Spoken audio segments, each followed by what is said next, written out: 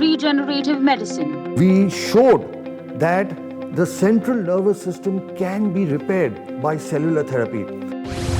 Future of autism treatment. This is cellular therapy, where we use good, healthy cells to repair damaged cells. NewsX India A-List proudly recognizes Dr. Alok Sharma, Director of NeuroGen Brain and Spine Institute, Navigator, Mumbai.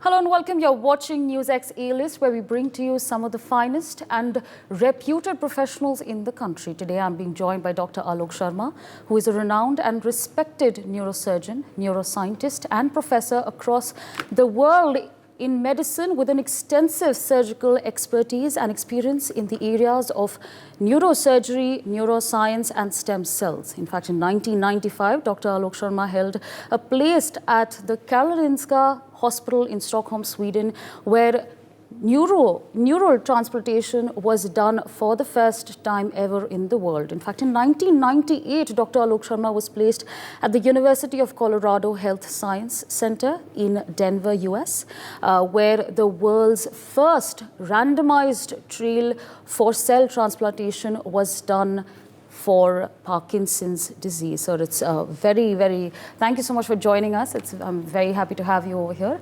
I'm going to start by asking you, what is new or different about your treatment that thousands of patients from over 100 countries from across the world have come to India, to your hospital, to take this treatment? When we started working on this problem of neurological disabilities, we started from scratch, a blank slate. We did not go by what the West said. The Western thinking was, once the brain, spinal cord, once the nervous system is damaged, nothing can be done, that the central nervous system does not regenerate. This was the belief for over 100 years before. We questioned that. Then we started doing basic experimental work in the laboratory, working with animals, working with tissue, and we, over a 10-year period, 10 years of laboratory work, we showed that the central nervous system can be repaired by cellular therapy. And it is after that we started our clinical work, and we've been doing this clinical work now for the last 15 years. We have treated over 14,000 patients from over 100 countries. But most important, all our work is published in peer-reviewed scientific journals. What does this mean? In the medical field, your work has credibility or respect only if it is peer-reviewed. That means somebody outside of you studies your data, validates its scientific and ethical content, and then it is published in journals. It's also a great matter of pride for us and me that the world's first scientific paper on the role of cellular therapy in autism was published from India. Well, it was published by us, by me and my team, but I always say it was published from India. Right, absolutely. Indeed, it is a pride. It is a matter of pride for us and the country. Now, how safe is this treatment, and what is the scientific evidence that your treatment really works for autism children? The most wonderful part of the treatment is its safety, okay? Because now I want to explain to you about safety. So what we are doing is cellular therapy. Up to now, prior to this, there were two kinds of medical treatment. Either you had drugs, you have tablet injections, etc., or you had surgery.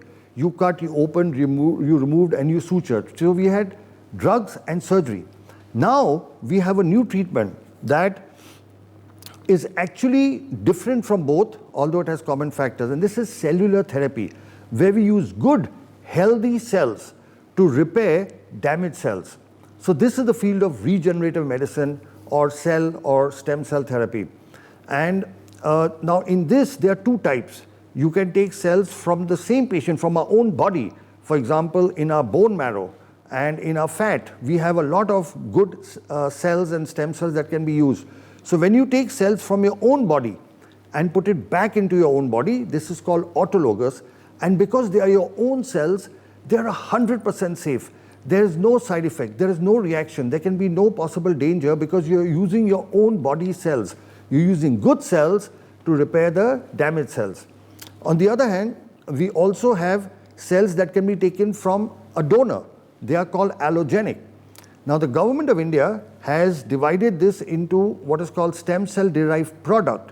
So there are companies that collect these cells, they manufacture them and sell them as a product and as cell stem cell procedures. And they are two very different things. So whereas allogenic cells or products may or may not have side effects, what we do is completely safe. And in over 14,000 patients, we've had almost no major irreversible or very severe side effects. There are always some little minor side effects which can be there, but all these are documented and explained to the patient, nothing very major or severe. Right, so absolutely. Now the question that looms large is, if this treatment is so good, why is it not available all over the world? Yeah, so this is very interesting. It's a very, very valid question. See, over all these years, developments in medicine came from the West. Newer drugs, newer surgical procedures, they all came from America, Europe, and England. Now, this is a treatment that has not evolved or developed in the West, but in the East. So, India, Korea, Japan, and China, we are the 4 countries that are leading the work in this field. Okay, and because it is developed more in the East, all right, that is why, worldwide, the acceptance is a little slower. There's another reason why it is not developed so much. I know what I'm going to say may sound a little controversial, but the fact is that the entire medical industry is sort of from the back end controlled by a lot of what happens in the pharmaceutical industry. Now, our procedure, okay, is not, it's not a drug, it's not a product, it's not promoted by a company.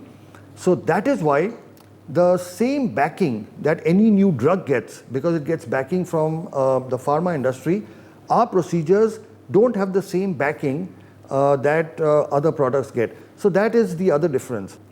Right, so absolutely. Now, what are the views of the government of India on your work?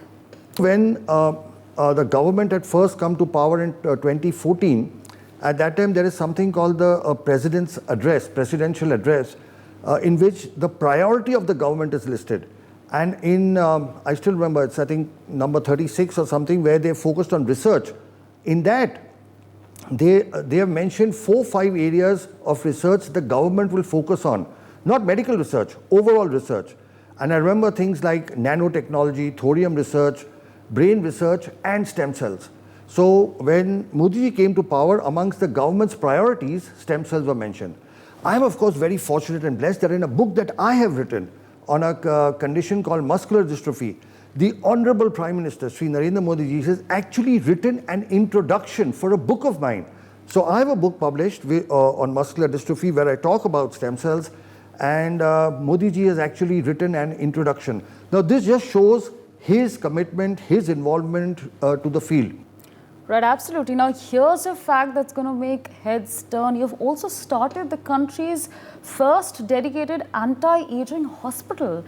Is it true that the aging process can be slowed down and reversed? What treatments do you use to do so, and what are the results? This is something that, everyone has on their mind. What are the treatments we use? We use very simple things. We use things like, for example, hyperbaric oxygen, that is oxygen given under pressure. We use ozone therapy. We use various forms of light and heat therapies. We use various supplements and vitamins. We have a gut cleansing process. We combine this modern medicine with traditional tools like yoga, like meditation, like naturopathy. So this the anti-aging that we do is a combination of modern medical treatments with our ancient Indian systems, our ancient systems of yoga, naturopathy, and Ayurveda inbuilt, have everything that can stop the aging process. What is the future of regenerative medicine for the wellness and health of all of us? So regenerative medicine is the future, okay? And regenerative medicine is going to replace a lot of drugs. That's why, the pharma industry is looking at this in a very different way, because most of the drugs that we use always have side effects. But when you use your own body's healthy cells to replace and repair damage, it's a very safe, it's a very simple procedure. So there's already a lot of work to show that diabetes can be treated and reversed using cellular therapy. There's already a lot of work and a lot of publications to show, for example, that arthritis and joint problems, these can be reversed and treated with cellular therapies. There is a lot of work to show that damage to the liver and kidney can be corrected. In fact, a lot of transplant surgeons, I've heard some very well-to-do, very well-known transplant surgeons who in their lectures actually openly say that in the future, regenerative medicine or cell stem cell therapy will replace organ transplantation. So now the important thing is this cell therapy, it works in the earlier stages. Right now, our medicine is focused on when you have a disease, you go and try to fix it. The whole world is changing to what if you could prevent illness. So instead of waiting for somebody to fall ill and then spend a whole lot of time, money, energy, trouble fixing the problem, right, simple things could actually prevent the problem. So that is the shift, and that is going to be the role of regenerative medicine.